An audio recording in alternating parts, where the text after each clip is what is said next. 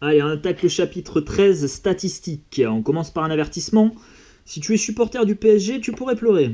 Si tu es supporter de l'OM, tu pourrais rigoler. Ce chapitre est à prendre au second degré. Les auteurs ont fait preuve d'une grande mauvaise foi, digne de la FFL, Fédération Française de la Loose, si tu ne connais pas. Tout cela dans le but de se divertir. Si tu es supporter du PSG, tu pourras te consoler en repensant aux 13 défaites consécutives de l'OM en Ligue des Champions, record d'Anderlecht battu, clin d'œil à l'OM. Allez, plus sérieusement, nous souhaitons le meilleur à chaque équipe et joueur, mais surtout du respect mutuel. La violence n'a pas sa place dans le sport. Ceci étant dit, je vais être amené parfois dans les exercices à tailler un peu le PSG. Encore une fois, on prend tout ça avec humour, en second degré. On est juste là pour s'amuser. Allez, on y va. Hormis lors de la saison 2019-2020, où le PSG a affronté 3 équipes de la mort, Dortmund, le redoutable Atalanta Bergame et le RB Leipzig, pour arriver en finale, le PSG n'a jamais brillé en Ligue des Champions, malgré une équipe de chic plus que choc. On résume ci-dessous les résultats des rencontres du PSG en phase finale de Ligue des Champions lors des saisons 2013 à 2019. Alors, en 2013, ils rencontrent Valence au match en huitième de finale, Ils gagnent, excuse-moi, lapsus révélateur. Ils gagnent 2-1 contre Valence au match aller et ils font match nul au match retour. Du coup, ils se qualifient pour les quarts. En quart de finale, ils rencontrent Barcelone. Alors, match nul à l'aller, match nul au retour aussi. Sauf que, tu vois, si tu cumules les scores, donc ça fait bien 3 partout. Mais dans ce cas-là, si tu connais pas les règles de qualification en Ligue des Champions, eh bien, en cas d'égalité, c'est le nombre de buts inscrits à l'extérieur qui va compter double. J'explique. Tu vois, Barcelone a marqué 2 buts chez le PSG, alors que le PSG a inscrit un seul but chez Barcelone. Du coup, c'est Barcelone qui s'est qualifié et le PSG est sorti par la petite porte. Allez, 2014, nouvelle année, on y croit. En 8e, il rencontre le Bayer Leverkusen. Il gagne 4-0 à l'aller, il gagne 2-1 au retour, il n'y a rien à dire, il se qualifie. En quart de finale, il joue contre Chelsea et au match aller, il gagne 3-1. Alors ça fanfaronne, on va se qualifier, patati patata, tu connais le refrain. Et au match retour, Chelsea, tu vois, n'a rien dit, encaisse quand il fanfaronnait, très bien, on vous attend match retour, ça y est, c'est bon, ils les ont attendus, ils ont inscrit 2 buts et puis c'était plié. Puisque tu vois, ça fait bien 3 buts partout, 3 buts pour le PSG et 2 plus 1, 3 buts pour Chelsea, sauf que Chelsea a réussi à inscrire un but chez les joueurs du PSG. Et l'inverse n'est pas vrai.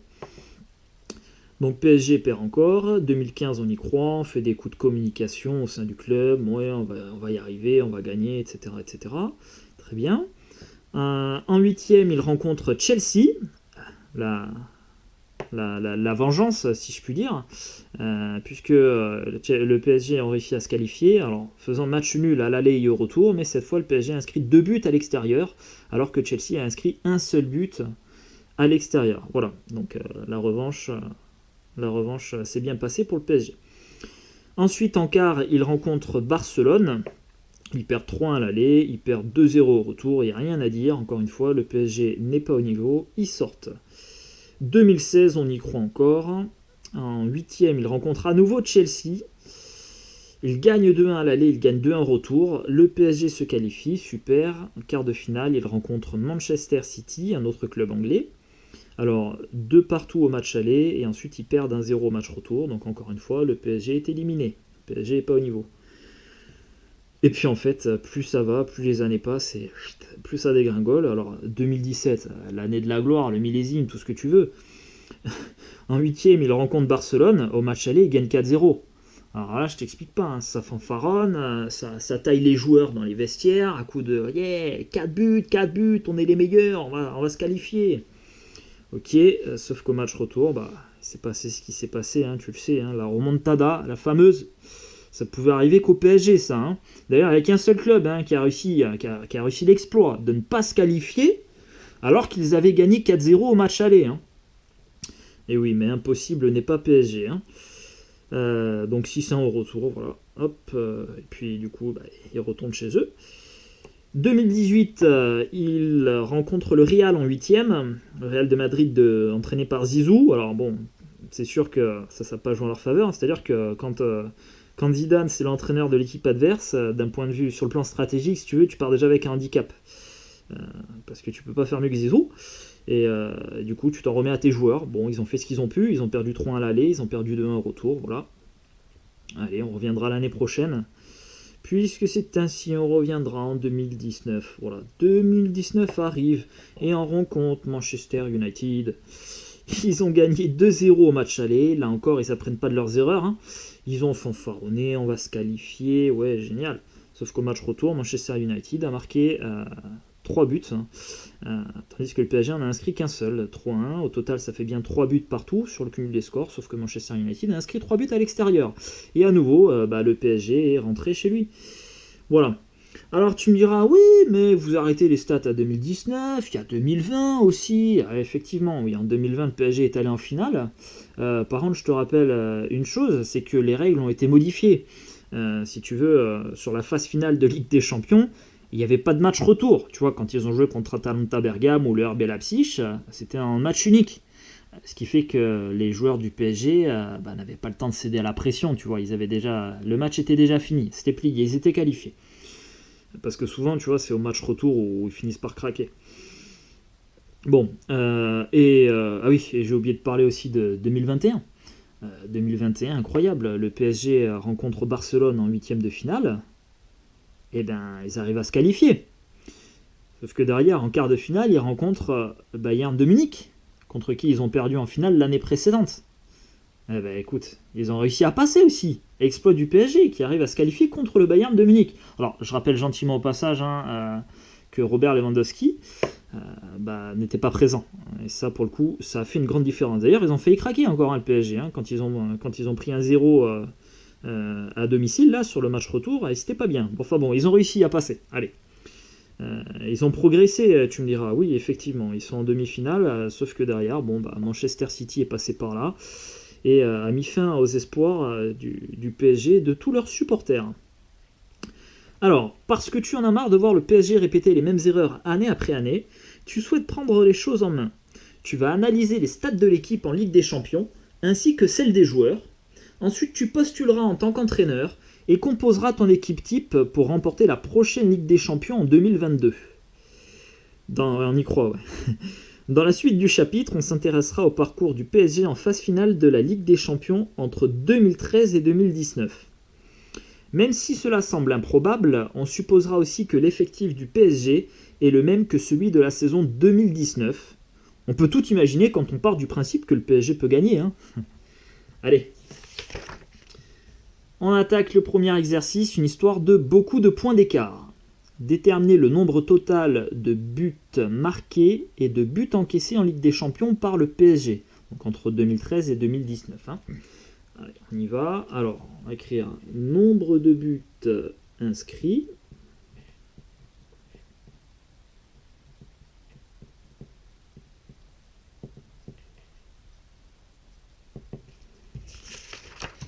Alors, nombre de buts inscrits. Ils en ont pris 2 contre Valence. Nombre de buts inscrits, je sais pas. Ils ont marqué 2 buts contre Valence, un autre contre Valence, donc ça fait déjà 3.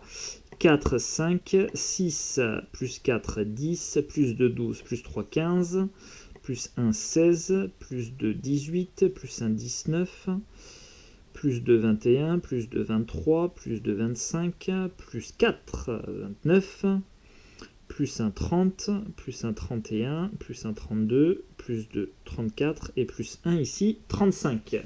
Donc ils ont inscrit 35 buts. Et ensuite, nombre de buts encaissés.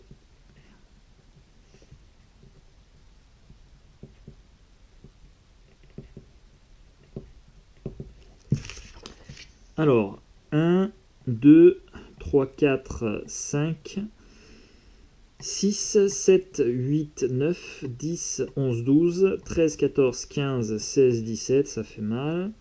18, 19, 20, 21, 22, 28, 29, 30, 31, 32, 33, 34, 35, 36. Allez, 36 buts encaissés. Ok. Deuxièmement, déterminer la différence correspondant au nombre total de buts marqués moins le nombre total de buts encaissés. Alors, différence Donc ils ont inscrit 35 buts, moins les 36 buts encaissés, ça fait une différence de moins 1. On va maintenant déterminer le nombre moyen de buts marqués par match par le PSG.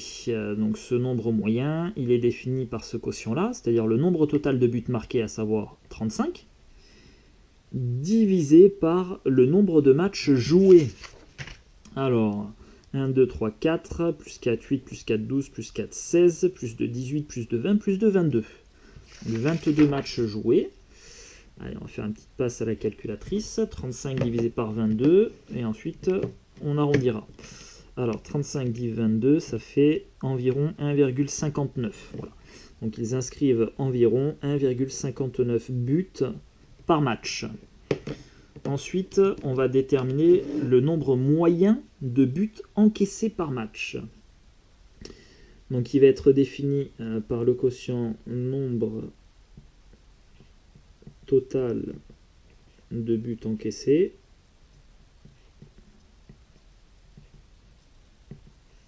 sur le nombre total de matchs joués. Donc, nombre de matchs joués. Alors, on est à 36 buts encaissés sur 22 matchs joués. On fait une passe à la calculatrice. Alors, on va obtenir quelque chose de presque similaire. 36 divisé par 22, on a 1,64. Voilà, si on arrondit à deux chiffres après la virgule. Ok, très bien. Cinquièmement, renseigner toutes les valeurs dans le tableau ci-dessous.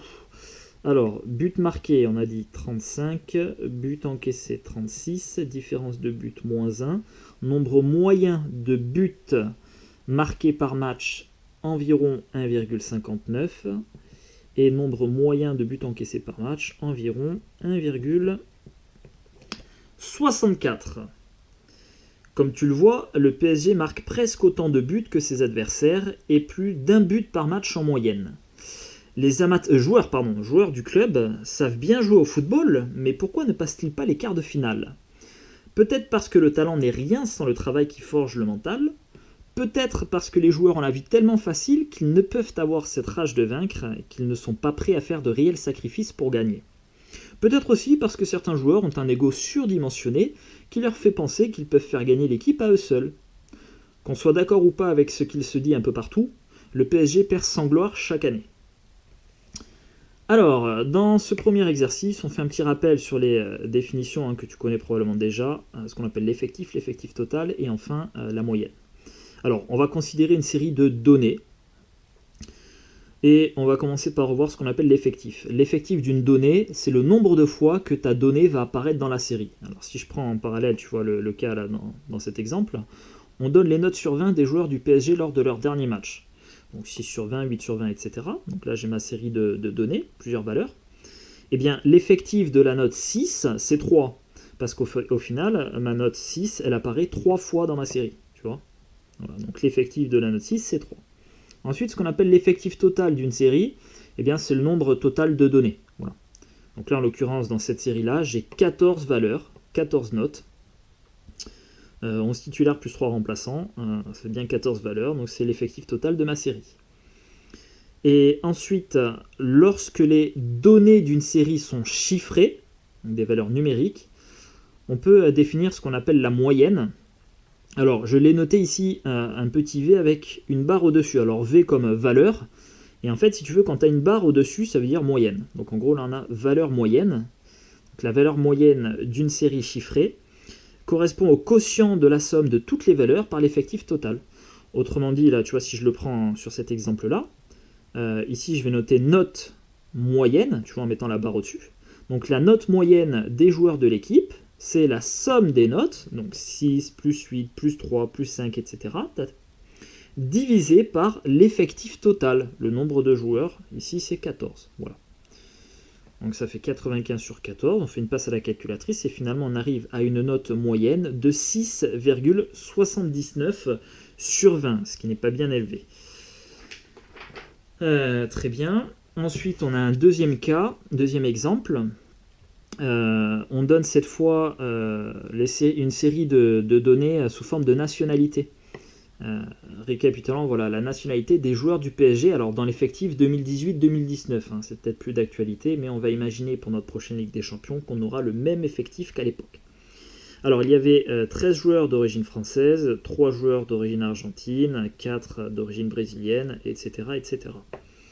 Alors, on peut parler encore une fois d'effectif ici, hein. L'effectif associé à la nationalité belge, ici, eh bien c'est 1, puisqu'il y avait un seul joueur du PSG qui était d'origine belge.